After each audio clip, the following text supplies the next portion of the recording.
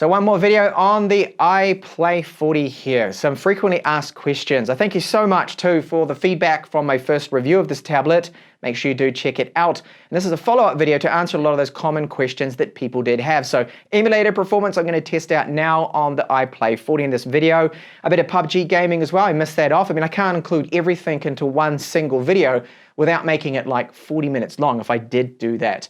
And we'll take a look at thermals. I'll break out the thermal imaging camera to look at them in detail. I did mention in that review that thermals are excellent, and you'll see they are. This barely gets really that warm at all, even when pushed hard gaming for a while. We'll take a look at also wireless display transmission, so casting. How does it perform on this tablet here? Split screen performance, 3.5mm headphone jack output. What's that like? Does it work with the Type-C adapter, of course, because it doesn't have a jack. It is missing. Do USB hubs work? And many, many other questions are all going to be answered in this absolute fantastic value for money tablet.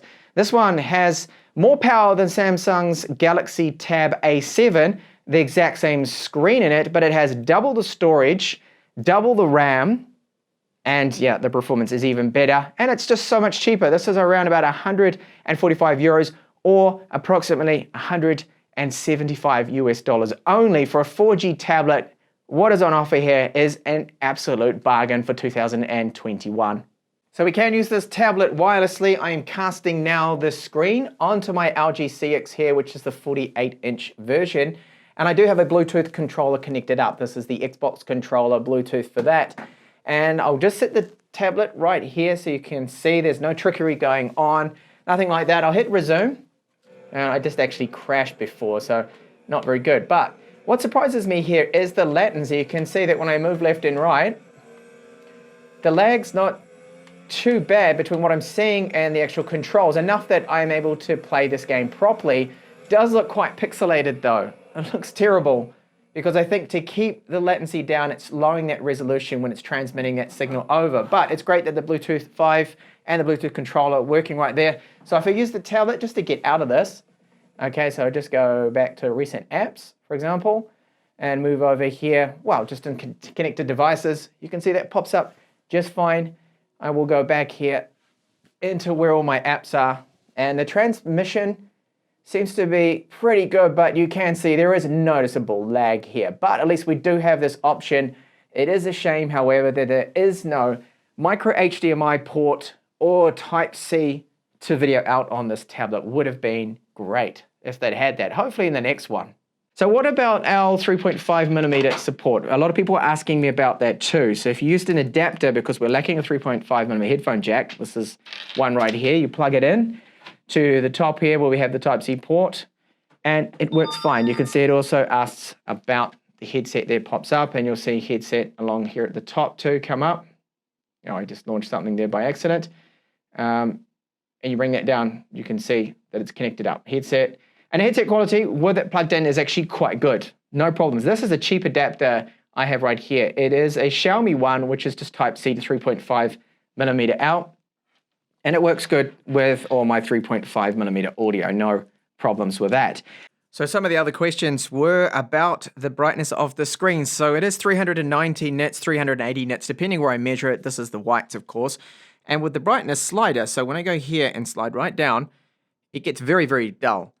And this is great. It's almost completely off. This is only about 1 to 2 nits of brightness. So if you're going to be using it in a dark room, you're going to be on an aircraft or something, on a flight watching a movie, you want to dim it right down so you don't burn your eyes out. Very good. And you will see this right here, auto. So the auto option, that is an ambient light sensor that does have built-in that can control the brightness automatically for us. So this is good to have. The other one was the stylus support. Sadly, we do not have, with this particular model, active stylus support. I'm 99% sure of this, that these styluses with the pressure levels will not work on this tablet. One of the other common questions was about USB hub support. So it does work with the USB hub that I have here. I've got a lot of different USB hubs. Now, no HDMI out support on this, but if I do plug it in right here and plug in the pen drive that I just have here into the USB port that's on the hub, the full-size USB port, of course, Type A, you will see that it should just pop up on the screen. And the light is on here. And that will bring that up, and I'm then able to access that storage, of course, as long as it's formatted FAT32 or the exFAT format, I think it is as well, that it needs. So that is working, the hub is working, but we just don't have that HDMI out or Type-C video out support. You can get little adapters like this one, so that's just Type-C to USB Type-A, USB 3. That also does work, plug that in, and it will take a few seconds. You see it's lighting up now, it's going to access that drive, and it will show up there. So I'm able to do that. Transfer speeds have been very, very good, quite fast on this one. The internal storage is not super fast, but I'm getting transfers that are reasonably good for moving over my ROMs and all sorts of bits and pieces like that, that I'll show you with the emulators now that I'm going to be testing out on this tablet. I do have a few of them installed that I will go over briefly here in this video. So this emulator here is PPSSPP. This is a PlayStation Portable PSP emulator. I'm just starting this one up now, and I have everything, I think, set to default. I've just doubled and scaled it so it fits the screen nicely. Some people may like it like this or possibly not. This is Crisis Core. Now I do have a Bluetooth controller, which is my Xbox controller set up, and these are my same games that I actually pulled through from my PSP. They work with this emulator too as well. So let's just go into this one. Okay, reactor entrance, just to show you a little bit of how it does perform with the frame rate as well. Okay, so you can see it looks pretty good, very good in fact. And playing just fine here. Okay, the level of those enemies are far inferior to my own level there. So this graphics is looking good. I'll just go quickly into the menus. You can go into, well, I don't have access to the missions until I'm on this. That is all there, so that is working absolutely fine. And very, very playable, no problems. You can see all those missions now that you can also select. Just go into one of them. Okay, also very easy. Frame rate keeping up. Seems to be most of the time a constant 30 frames per second, which is what we want, and still just looking so good. The graphics on this.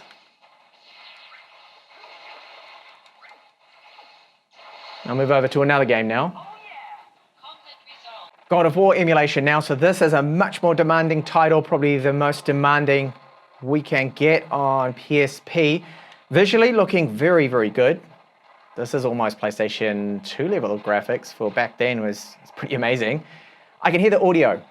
The audio is clipping out a little bit and a little bit choppy. Look at this, 22, 23 frames per second. And oh, it's running slow, definitely running slow. So not amazing performance with this. When I run this game emulated, that is on say Snapdragon 865, that's when it does run perfect. So it's expected, considering that this chip has an Antutu score of 220,000, sorry, versus say the 600 and something thousand those chips can get. So a little bit laggy and choppy, but overall, it does actually seem playable. Let's check out another emulator now. And onto PlayStation 2 emulation. So this title here is Colosseum Road to Freedom. I absolutely loved this game back in the day. I spent so many hours playing it. So the application I'm using here is called Damon PS2 Pro. It's the paid version that I have. And I know it's a terrible app, and it's really the only option we do have on Android here for emulation. So it's the latest version, of course, of that. So I will jump into this and start a game. In fact, I will load, I believe I have a couple of save states here. So I'm just going to load one of them where there's a lot of action going on. And we'll see how it performs. All right, so I can hear that the sound is being emulated great, but wow, look how slow that's running. All right, so I probably have the wrong game settings here. So I'm gonna set this to fastest frame rate. I believe that's the one that's already on. So I'll get back into the game. Okay, so fastest frame rate, that seems all right, but definitely not. The emulation is lagging behind. It always has. Even on the Snapdragon 865, this game will probably be performing actually very, very similar here. Let's see if my Bluetooth controller, that works at least. Okay, but yeah, it is almost unplayable. Well, no, it's just slow at times, and I can't even see the frame rate. Frame rate actually doesn't seem to be too bad. It's just the compatibility, the game speed. So maybe I'll try that other setting here, which is the game best compatibility, see if that is actually going to help. Sometimes with some titles, I have found in the past that will actually help. Oh, it seems similar, about the same.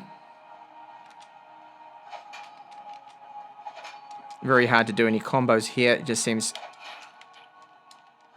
a little bit too painful to me how slow this is running. So that was just a quick look there at PlayStation 2 emulation here on the iPlay 40.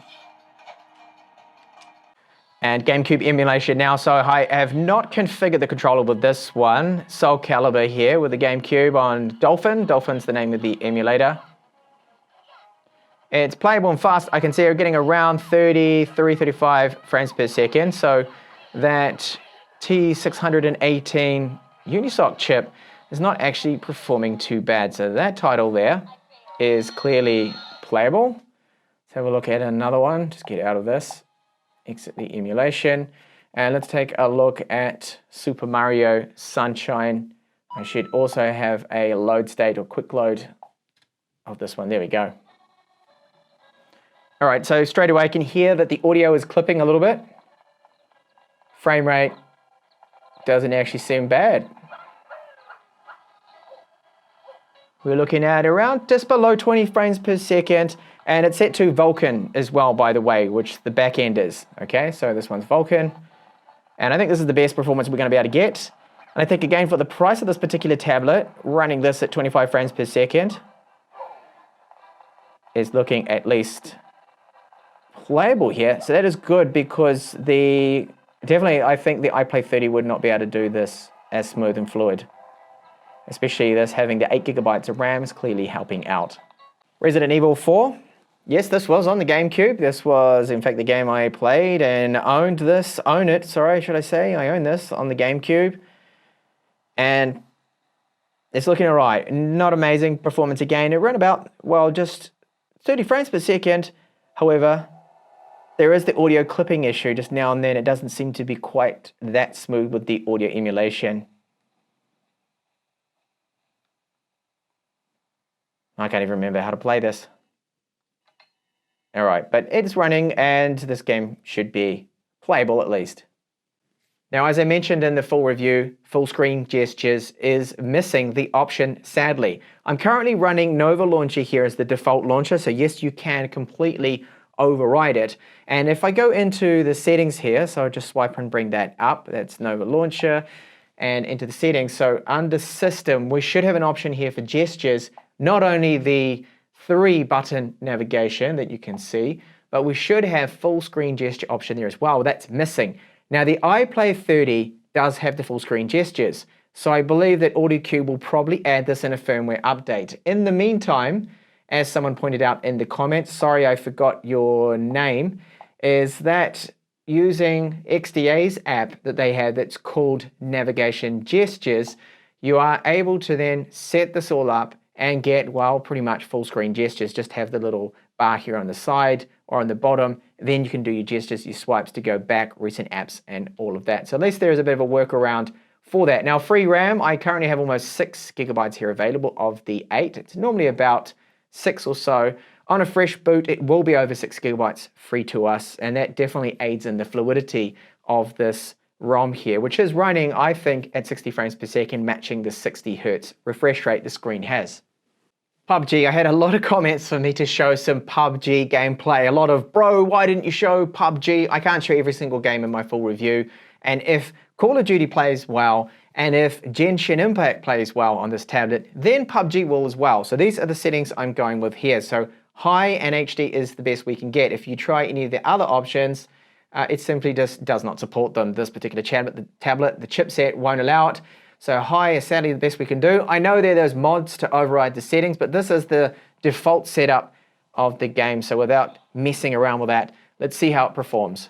And the game is looking good. It's running very smooth, no problems, no noticeable major lag or anything like that. No, really good. If I look down the sides here and move around, that's good. Doesn't seem to be lagging at all here. So PUBG performance looking great here. And as I pointed out in my review, make sure you do check that. Other games like Genshin Impact, which are much more demanding than this, do run well. It lags a little bit at the beginning, but it smooths out. And I think definitely and clearly to me that 8 gigabytes of RAM is helping with this chipset. And the thermals on this thing are excellent. It is barely getting warm. Very, very good thermals on this 12 nanometer chip. And I will break out my thermal probe now after gaming for at least 30 minutes or so, and we'll see how warm it is going to get. And now onto their thermals. I didn't show this in the full review because it is so good. This tablet, after now about 50 minutes of gaming, is only getting up to about 30, almost 34 degrees on this screen here, and just in this part. And what I'll do is I'll also just flip it over, of course, because it feels there is a bit of a hot patch on the back. But it's barely warm to the touch. It just feels, well, slightly warm. In fact, that's even better than the front of the screen. Only around 33.5.6 degrees Celsius there. My ambient temperatures in this room are approximately 20 degrees with some heating on. It is winter here, it is cold, but the thermals on this tablet are just, they're amazing. They are so good. I can't believe how good this 12 nanometer chip is.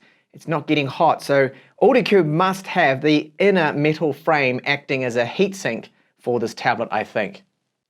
Another frequently asked question was, what about HEVC performance? So I have a 50 megabits per second file here, HD, full HD. Plays without any problems. I showed YouTube playback before, that is good. Remember that Netflix and Amazon Prime Video, they are in standard definition only because this doesn't have the widevine level 1 cert it needs. It's only got level 3. So that is running fine. Now 150 megabits per second, the bit rate on that. Get out of that and now try more demanding 100.